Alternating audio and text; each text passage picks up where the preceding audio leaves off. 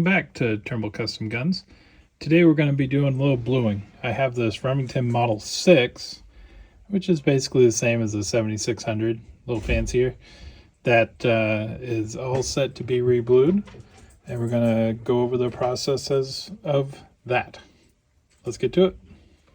Okay, quick rundown of the process. First thing, it goes into the caustic acid tanks. Then it gets rinsed off in the cold water tank. Then it gets heated back up in the hot water tank. And then we go to the water displacing oil tank under here to put the oil back into the gun. Before we get going with all that though, we need to clean off these parts with denatured alcohol, and we'll get them all hung, and we'll ignite our burners to get our tanks warming up.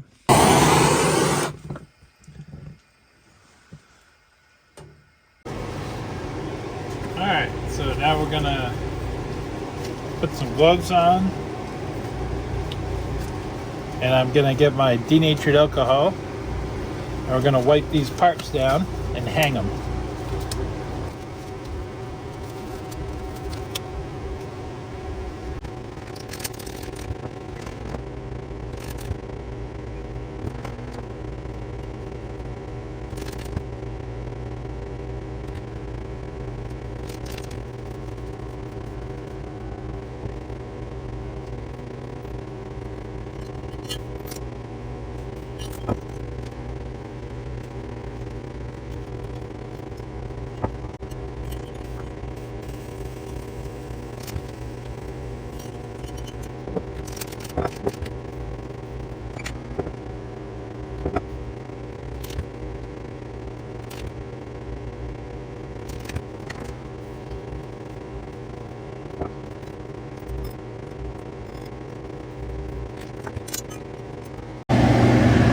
Now, it's important that while this is warming up, that you break up the salts that have solidified, because if they clump up and then they all disintegrate together, they can erupt, and you don't want that.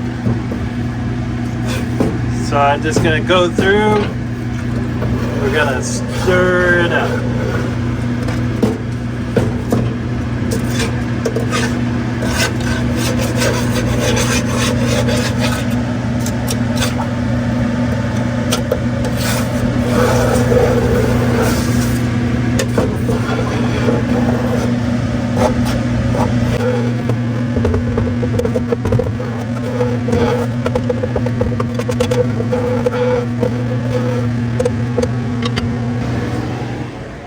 Now, bluing salts is just a combination of caustic soda, ammonium nitrate, and ammonium nitrite in specific mixtures. So we're going to finish hanging our parts.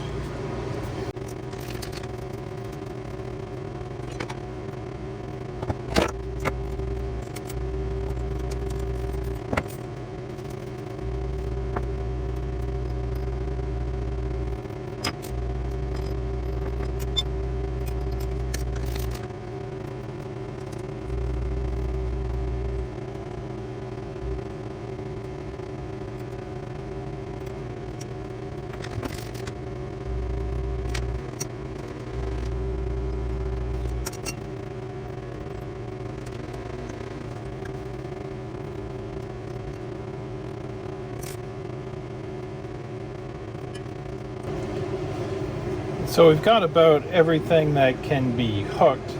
We can put these big screws like this on a wire too by wrapping it around the head, like so.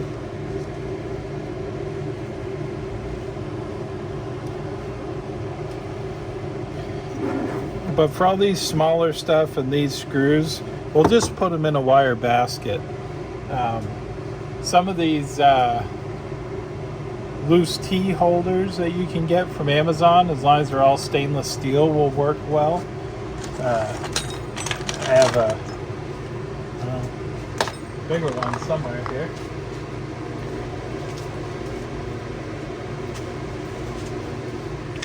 Got a bigger one here we're going to use.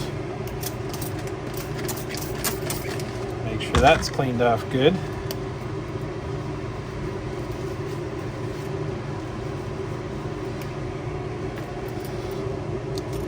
And we'll put all the pins and screws in here.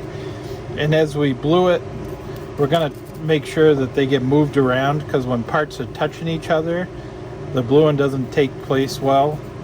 And so, but if you move them, they're able to switch positions and get blued properly.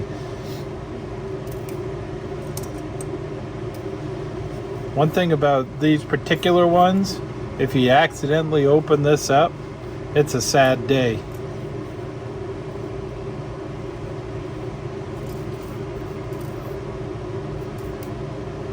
I was doing a Browning Auto 5 that had all the little set screws that held all the main screws in place and all those parts, and I opened it up while it was in the bluing tanks, and I had to fish them all out with a magnet.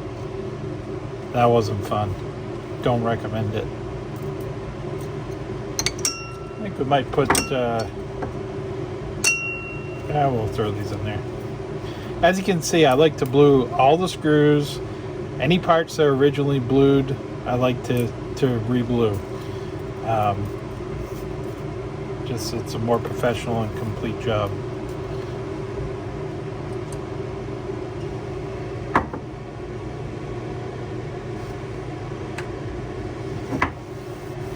All right.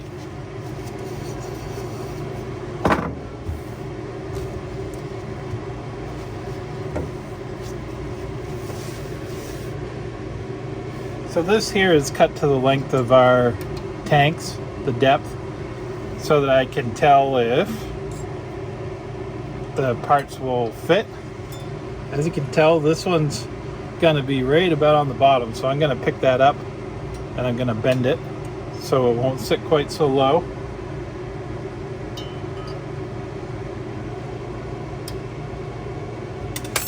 Seems to be the only one with an issue. This one's one of the heavier rods too. It's always better to check this stuff now than once it's in the tanks. But it seems to always happen that it just happens sometimes. There we go.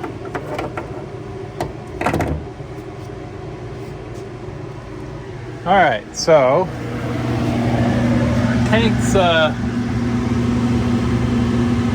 quite cool because our flames aren't up all the way, so I'm going to turn them up now that all of our parts are ready, and that should aid in the process, helping up a bit here. Once you know where your flames need to be set, you don't want to change them from there. That's not how you control the temperature. The temperature is controlled by the amount of salt saturation in the tanks itself.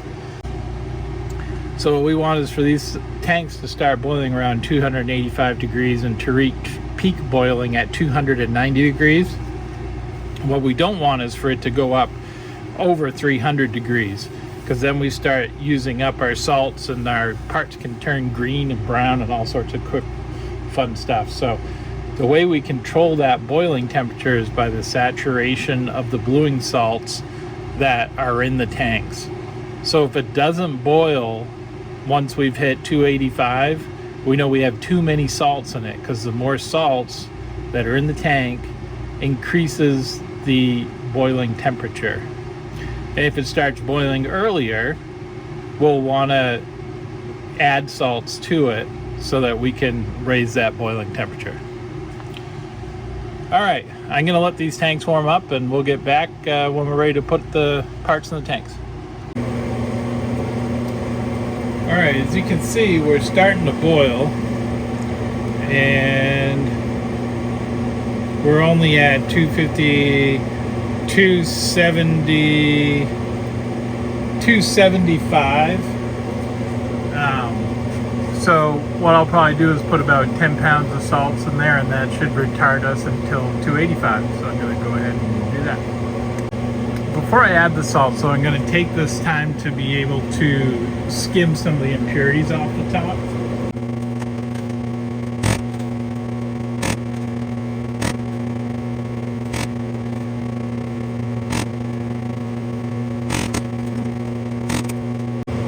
So the amount of time it took for me to skim this out, we're actually pretty close to 285, which is where I want to be when it starts to boil. The thing about the tanks is what happens is if it boils, it evaporates water off, and then your solution becomes more condensed and you're able to achieve that temperature that you want. So although optimally I would have put the poundage in of salts when this was 10 degrees cooler, it's boiled off enough water that we're almost to operating temperature as is. The hazard is that the height of the tank may be lower than what you need to cover your parts, which I think I'll be okay here. The important thing is when I finish today that I put enough water in there to bring the height up where I want, and then next time I'll make sure to add the salts that I need. So we're just about ready to add our parts in. Alright, we're at 285, so I'm going to go ahead and put my parts in, and it will boil up to 290 probably in the next 20 minutes when I'm done, which should give me the saturation level that I want. These Remingtons blew pretty good.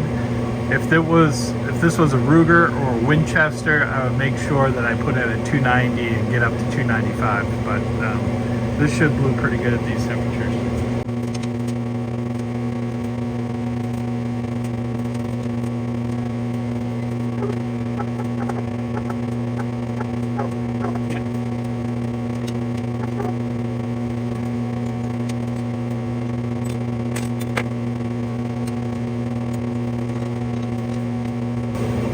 Okay, now all of our parts are in. It cooled the temperature down a little bit, so it's not as hard of a rolling boil, but it'll come back up, and we're pretty close to 290 now. So I'm going to set the timer for 20 minutes, then we'll come back and see how it looks. Okay, so we're about 10 minutes into the process, and you can see we're still boiling pretty good. We've got a little bit of buildup on the corners of some basically burned out salts. It's not a big deal. We'll just make sure none are stuck to the firearm when we take it out, or that the bluing process has it on them. You can tell we're up to 290 now, so that's good. And we've got our hot water tank open, and that's up to temperature as well. So we're almost ready. Another 10 minutes, we should be able to take these out of the tank. So now we're about 15 minutes in. I wanted to take a look and see how our bluing's going. You can take them out of the solution as long as you don't let them dry. So if you just pick them up to take a look quick and put them back in, you're fine. So I just kind of, you'll see.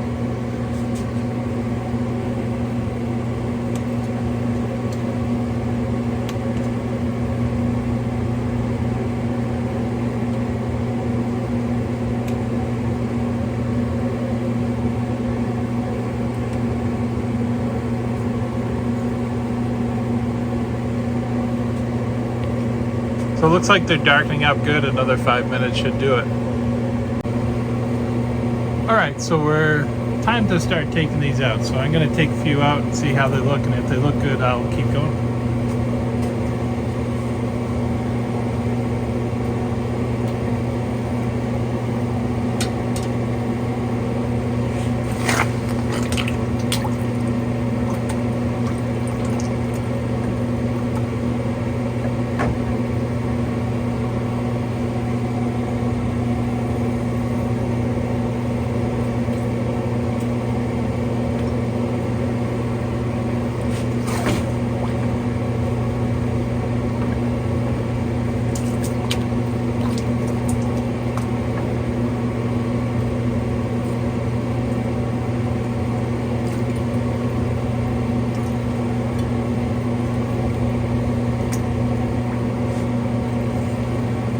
So those look great. Very happy with that. So we're going to pull some out of here, and then we'll start getting the hot water ready. I want to pull most of them out of the tank and put them in the cold water so I don't get contamination from there into our hot water.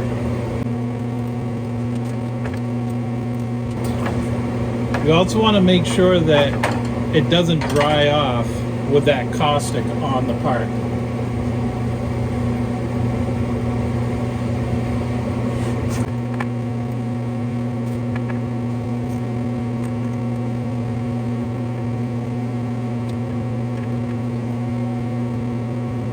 I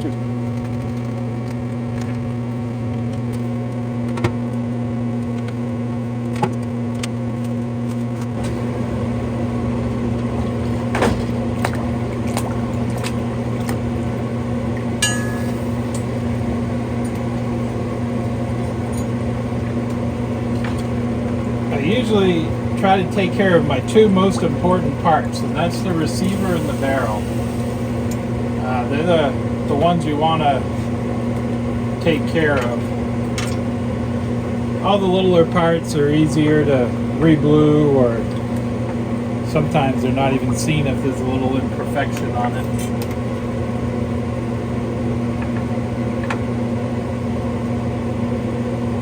Not that I ever get imperfections. Just kidding.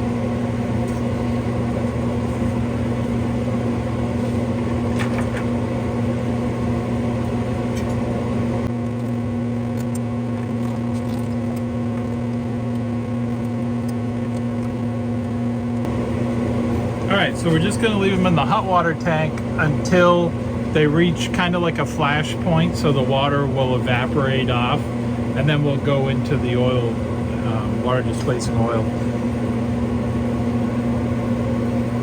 One part I was interested in is, and I didn't look, under this barrel the Model 6s have the caliber in like the head of a bullet, and it's brass, so it should have shined right up on that bluing tank. Usually you don't want to put brass and aluminum in your tanks, but sometimes it can't be avoided.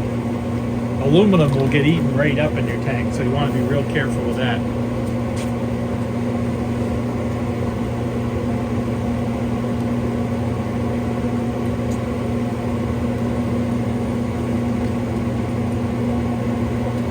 Want to get them nice and hot so that the rig rust inhibiting grease that I put in after will melt right into the parts, and it'll seal itself into the pores of the bluing. Really help with the rust resistance.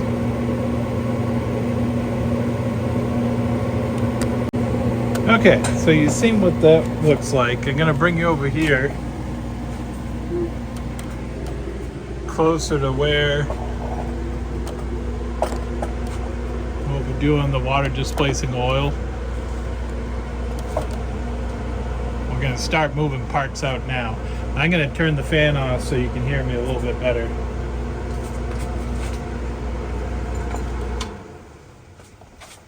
There we go. So I'm going to start with the barrel. And we don't really want this to evaporate either, but we're going to put it right in here.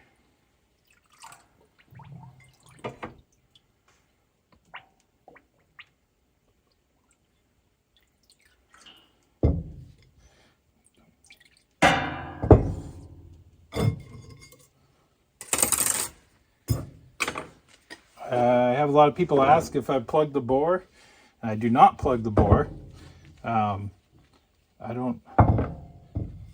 One reasons why you don't is because you really, if you have a carbon steel bore, you don't really want it to be naked carbon steel in there. You'd rather have some corrosion resistance. But when you parkerize, you plug the bore. Oh, look at that. There's our case. Doesn't that turn out? That looks pretty cool. Parkerizing or anything that adds much of a layer, you'll want to plug the bore. But other than that, there's more of a benefit of having the bluing as a corrosion resistance in the rifling than without.